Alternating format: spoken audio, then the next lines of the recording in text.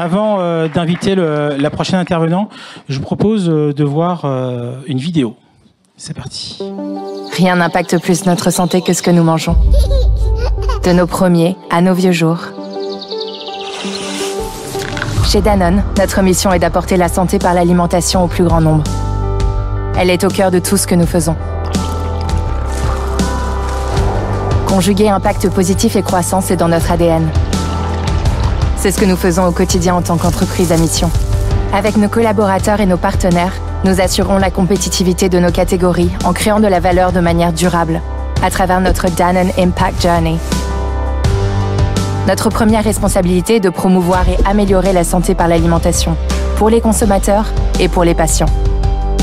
En proposant des aliments et boissons toujours plus savoureux et plus sains, en favorisant des choix plus sains, en agissant concrètement pour une meilleure santé, en investissant dans la science et la recherche en nutrition et en hydratation. Parce que la santé par l'alimentation n'est possible qu'en prenant soin de la planète, nous nous engageons à préserver et à régénérer la nature. En réduisant les émissions de carbone conformément à l'objectif de 1,5 degré et en travaillant à la réduction des émissions de méthane. En étant à l'avant-garde de l'agriculture régénératrice, en préservant et restaurant les ressources en eau, en favorisant la transition vers une économie circulaire des emballages à faible émission de carbone, en réduisant les déchets tout au long de la chaîne de valeur.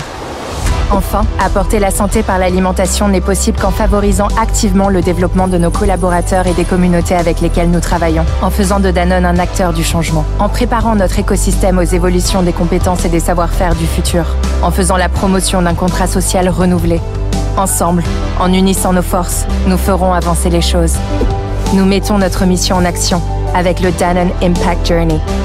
Elle est plus que jamais ancrée dans l'ADN de Danone. Elle nous rassemble et nous guide. Danone.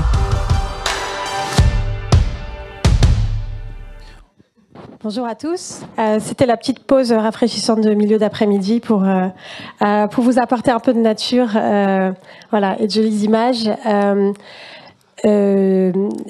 Conjuguer l'impact positif et la croissance est au cœur de notre ADN, vous venez de l'entendre, et c'est précisément pour cette raison que, comme de nombreux Danoneurs, j'ai rejoint Danone il y a quelques années pour cette capacité à conjuguer business et impact. Je l'ai vécu de l'intérieur quelques années auprès du COMEX en tant que Chief of Staff, et j'ai le grand plaisir depuis un an de m'occuper de la transformation en sustainability pour le groupe.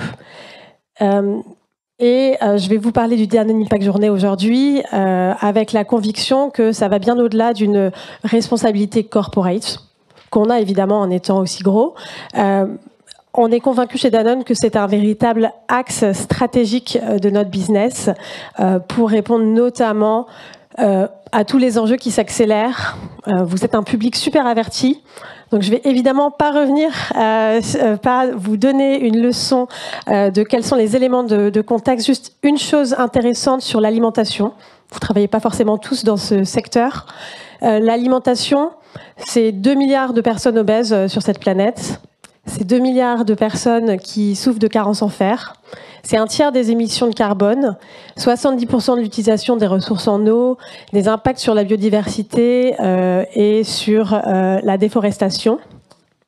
Et c'est seulement 4% des investissements dans la finance pour le climat. Donc est-ce que c'est un problème ou une solution ? Chez Danone, on veut croire que la solution, que l'alimentation fait partie de la solution pour le social, pour la nature et pour la santé. Et on a eu la grande chance d'avoir, en parlant d'ADN, d'avoir ça dans notre ADN. Il y a 50 ans déjà, vous le savez peut-être, notre CEO visionnaire, Antoine Riboud, parlait déjà d'un double projet économique et social. Il parlait du fait que la responsabilité de l'entreprise ne s'arrête pas aux portes de l'usine. Il parlait de l'écosystème et des parties prenantes à prendre en compte. Depuis, nous avons eu d'autres marqueurs qui ont fait perdurer cette culture. La publication de notre mission, apporter la santé par l'alimentation au plus grand nombre. notre trajectoire de certification B Corp qui a démarré en 2015 quand personne ne savait ce que c'est. J'imagine que dans cette salle, tout le monde est acquis à la cause. Nous visons 100% de certification en 2025. J'arrive jamais à savoir trop si c'est le cas, mais j'ai le sentiment qu'on est la première, la plus grosse entreprise B Corp. Il y a des débats techniques, mais on est dans les plus grosses. En 2020, on a eu la grande fierté aussi d'être la première entreprise cotée qui a eu le statut d'entreprise à mission. Donc on n'est pas parfait, mais on y travaille. De nombreuses certifications, notamment la certification CDP, nous a donné 4 fois de suite le triple A, le fameux triple A. Seulement 17 entreprises dans le monde l'ont pour leurs actions pour le climat, la forêt et l'eau. Et cette année, nous avons publié le Danone Impact Journée. Je vais vous en donner un panorama très rapide. Le Danone Impact Journée, c'est 3 piliers. La santé, la nature et le social, nos collaborateurs et les communautés. Pardon, Madame la députée, c'est pas sur ce domaine-là que je vais donner le plus de détails aujourd'hui, mais on a beaucoup de choses à raconter aussi. 3 convictions sur ce Danone Impact Journée qui est globalement nos priorités en termes de sustainability pour Danone. Première conviction, les 3 piliers sont interdépendants. On ne sert pas notre mission qui est au cœur en ne faisant que de la santé ou en ne faisant que l'aspect social ou en ne faisant que de l'environnement. On a besoin de ces 3 dimensions. Deuxième conviction, on a besoin de le faire avec les autres. Donc c'est avec notre écosystème, nos fournisseurs, nos retailers, toutes nos parties prenantes. Et troisième conviction, tout ce qu'on a mis dedans comme priorité, comme KPIs, comme objectifs, que je vais vous détailler maintenant, on les a choisis en fonction de 2 critères. 1, ils font de l'impact. 2, ils servent notre résilience, notre compétitivité, donc ils servent notre business. On veut toujours conjuguer ces deux notions. Je vais m'attarder donc uniquement sur l'aspect nature pour aujourd'hui et sur nos 5 priorités. La réduction du CO2 et du méthane, évidemment. L'agriculture régénératrice, la gestion de l'eau, la transition vers des packaging, des emballages bas carbone et circulaires, et puis la gestion des déchets. Alors, je vous fais grâce de tout le détail qu'on a derrière, mais ça, c'était juste pour vous dire, en fait, faire de la transformation en sustainability, ça veut dire mettre tout ça. Donc tout ça, c'est ses priorités, ses KPI, dans les façons de travailler, dans les process, dans les prises de décision, dans la gouvernance, dans les réflexes, dans le mindset, dans la culture. Évidemment, chez Danone, on ne commence pas maintenant, on a commencé il y a longtemps, mais il y a encore beaucoup de progrès à faire. Et donc notre travail, nous, notre équipe de transformation, c'est vraiment de le faire infuser toujours et encore plus fort dans tout ce qu'on fait.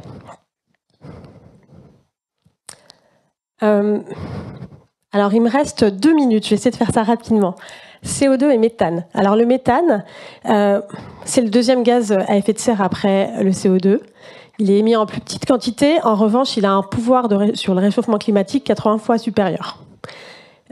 Donc, en tant qu'entreprise dans l'industrie laitière, qui représente 8%, les produits laitiers, c'est 8% des émissions de méthane mondiales, on a une responsabilité sur le méthane. On est très fiers d'avoir pris l'engagement et d'avoir commencé à mener des programmes pour réduire de 30% nos émissions de méthane vers 2030, à horizon 2030. Avec notamment l'investissement dans des programmes de R&D avec le Global Methane Hub, qui sont des accélérateurs, notamment sur la fermentation entérique. Donc la fermentation entérique, c'est tout le process de digestion des vaches qui crée du méthane et qui s'échappe par voie orale, pour le dire joliment. On est aussi super convaincus et on le rappelle, on rappelle ce fait à chaque fois. Le yaourt, c'est la meilleure protéine animale bas carbone, si on compare au fromage, aux œufs, à la viande, etc. Donc, on travaille pour avoir les yaourts les plus bas carbone et plus bas méthane possibles. L'agriculture régénératrice, on a commencé il y a des années chez Danone, et concrètement, ce que veut dire réduire le méthane à travers l'agriculture régénératrice, c'est utiliser les leviers qui sont là, donc la gestion des troupeaux, la gestion de l'alimentation et la gestion du fumier. En faisant tout ça, certains d'entre nous, les plus experts d'entre nous, pensent qu'on pourrait aller vers des fermes zéro émission. Et donc, on a pris l'engagement de sourcer 30% de nos ingrédients clés avec des fermes qui pratiquent l'agriculture régénératrice. Tout ça, ça s'inscrit dans un programme global de décarbonation où on a des leviers et donc des sous-programmes sur l'ensemble de notre chaîne de valeur. On a évidemment le scope 1 et 2, et ça, on le disait tout à l'heure, c'est presque le plus facile, ce sont nos usines. On a déjà diminué énormément nos émissions, sur l'énergie notamment. On continue, et on a l'agriculture régénératrice. On a aussi la décarbonation de tous les ingrédients qu'on source. Donc, qu'est-ce qu'on va mettre dans nos produits pour que, intrinsèquement, on limite les émissions de carbone au maximum. Un travail sur le packaging, je vais en parler après. La logistique, L'Oréal en parlait tout à l'heure. On a les mêmes leviers. On travaille avec nos partenaires, donc soit les co-manufactureurs qui coproduisent avec nous, soit évidemment tous nos fournisseurs. Et le dernier levier, celui-là c'est mon préféré, c'est comment on intègre by design le low carbone dans toute notre chaîne de conception de produits et de packaging. Donc par exemple, l'année dernière, on a sorti un produit, un lait infantile qui s'appelle Nutrilon aux Pays-Bas, qui est un mix de protéines végétales et de protéines de lait de vache, qui répond à une demande consommateur, mais qui intrinsèquement porte 30% de réduction de carbone juste dans le produit.